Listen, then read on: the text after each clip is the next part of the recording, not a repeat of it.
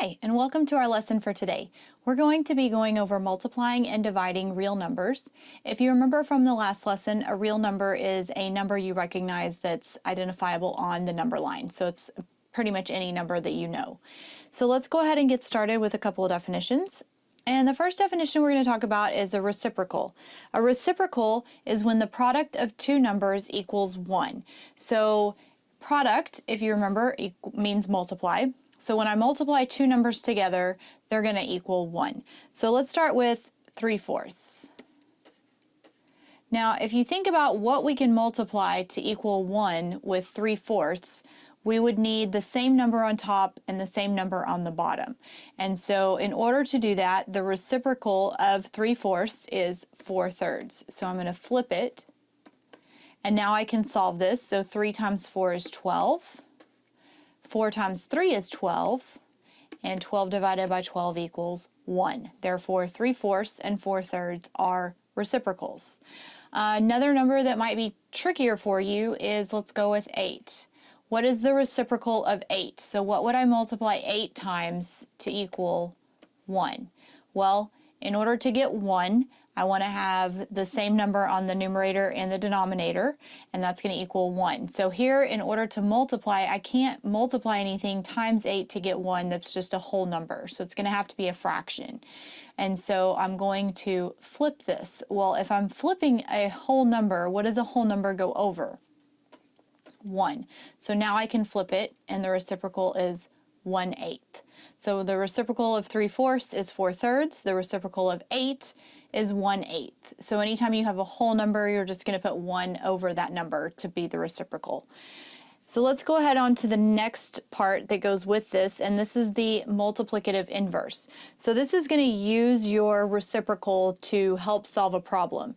And what that means is, instead of dividing to solve something, you can actually multiply by the reciprocal. And what we mean by that is, if I have 10 divided by 5. We all know this equals 2. It's not really that difficult to solve this problem, but we are going to get into more difficult problems. This is just an example.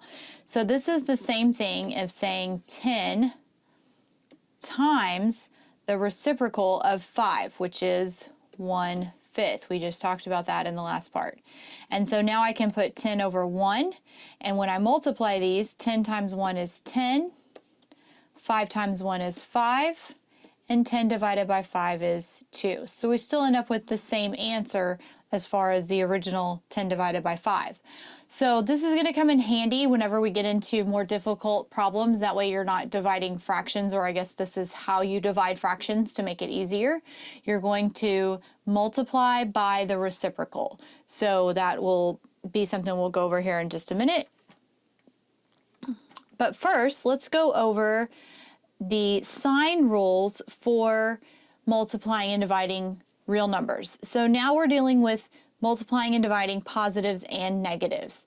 And we went over the sign rules for adding and subtracting in the previous lesson. So if you missed that, you can find the link below. But let's go ahead and talk about multiplying and dividing. Same thing, they're going to have sign rules that are pretty easy to follow.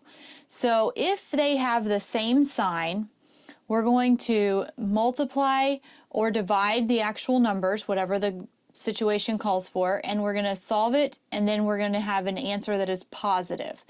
So what we mean by this is, if it's a positive times a positive, the answer is positive. If it's a negative times a negative, the answer is positive. So two negatives make a positive. Positives just stay positive. So that one's pretty simple. Same thing if you're dividing. So if I were to say positive divided by a positive, my answer is still positive. Or if we write this differently, negative divided by a negative, the answer is positive. I know that's a little confusing with the fraction there. All right, so then let's talk about different signs, because this is pretty simple. We can move pretty quick through this. Different signs means that we're going to multiply or divide to solve the problem, and then the answer is negative.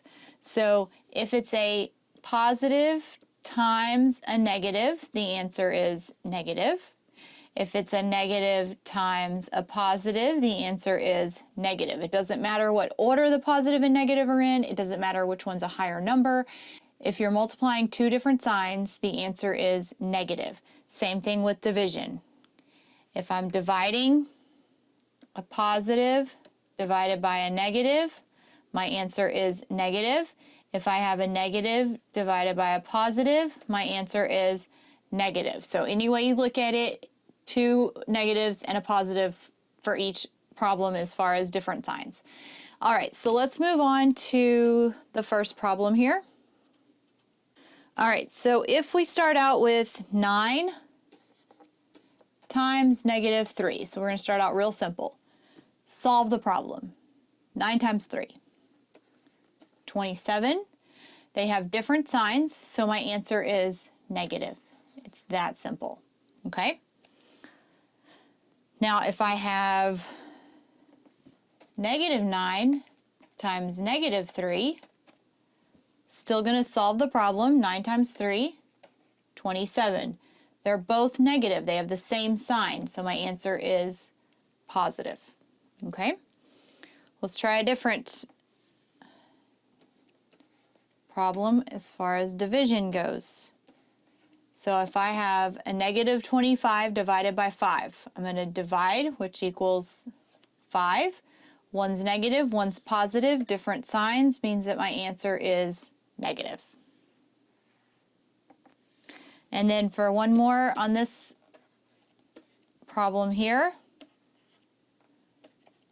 So now I'm still going to divide 25 divided by 5, which is 5. Same sign, so my answer is positive, okay? So multiplying and dividing your sign rules is actually a little bit easier than when we added and subtracted. You don't actually have to look back at it more than one time. You just solve the problem, and then same sign, answer's positive, different signs, answer's negative. So we're going to substitute and solve, but we don't know what we're substituting yet. So let me give you the problem itself. It's y divided by 3/4. Okay, so the first problem is y equals negative 9/16. So what we're going to do is we're going to substitute negative 9/16 for y in the original problem in the instructions, and then we're going to solve it. So I have negative 9/16 divided by 3/4. Now this is where our multiplicative inverse is going to come in handy, okay? So the first step we're going to do is rewrite the problem, but we're going to multiply by the reciprocal, okay? So instead of dividing by 3/4, we're actually multiplying by 4/3. And you always want to flip the one that's after the division sign, okay? So you don't want to flip the first step in the problem. You want to flip the second fraction that's after the division sign. So now I can just multiply and solve. But before I do that, because I'm dealing with a little bit larger numbers, I'm going to go ahead and cross reduce. And so what that means is I can reduce a numerator and a denominator. I can't reduce 9 and 16, but I can reduce 9 and 3. So this becomes 1 and this becomes 3. They're both divisible by 3.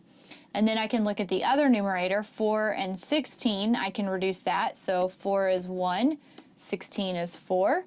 So now I just multiply straight across. 3 times 1 on the top is 3. 4 times 1 on the bottom is 4. Now let's look at our original problem. So the first fraction is negative, the second fraction is positive. Different signs means my answer is negative. Okay? A little bit tricky, but let's try one, and I'll let you try this one on your own. Y equals negative 2 1/4. All right, so let's try this one together. So instead of having a mixed number, I want to change this to a fraction, and that means I have to do around the world, which I'm sure all of you have learned. So 2 times 4 is 8, plus 1 is 9/4. I want to keep my negative sign, okay?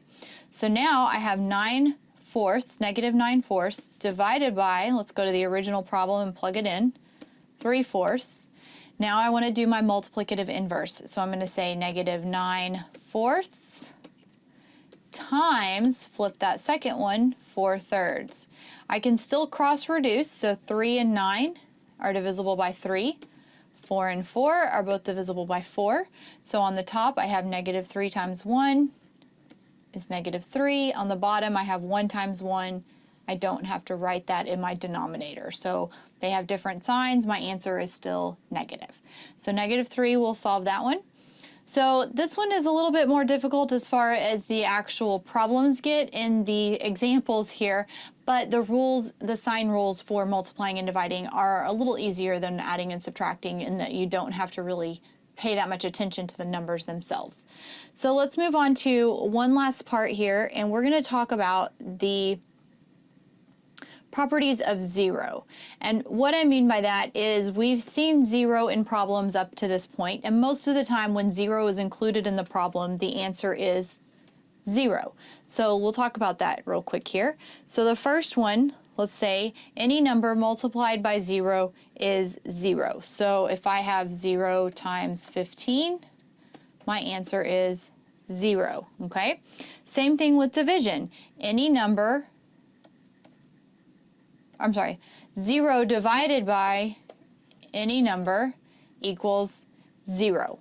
That's something we've also learned as far as when 0 is included in the problem. If you're multiplying or dividing, then it's going to be 0. But it gets a little trickier now because we're going to start seeing 0 actually being what we're dividing by. So any number divided by 0 is actually undefined. So if I have 15 divided by 0, which can also be written as a fraction, my answer is undefined. So you cannot have 0 in the denominator. If you have 0 in the denominator, the answer is undefined. You can't solve that. So that is something to look out for whenever you're solving these problems. Anytime 0 is in the denominator, undefined. If 0 is in the denominator of any of the numbers in the actual problem itself, then it's going to end up being undefined, because when you multiply that 0 times the other denominator, you're still going to end up with 0 in the denominator. Now, if 0 is in the denominator and you haven't done the multiplicative inverse yet, you can go ahead and inverse it as far as doing the reciprocal, and once you find the reciprocal, 0 is now in the numerator, so we're going to go back to the second one right here, 0 divided by any number, your answer would end up being 0. So those are something to look out for, but we wanted to go over the properties of 0 before we finish this lesson today, and we hope to see you again for the next lesson. Have a great day.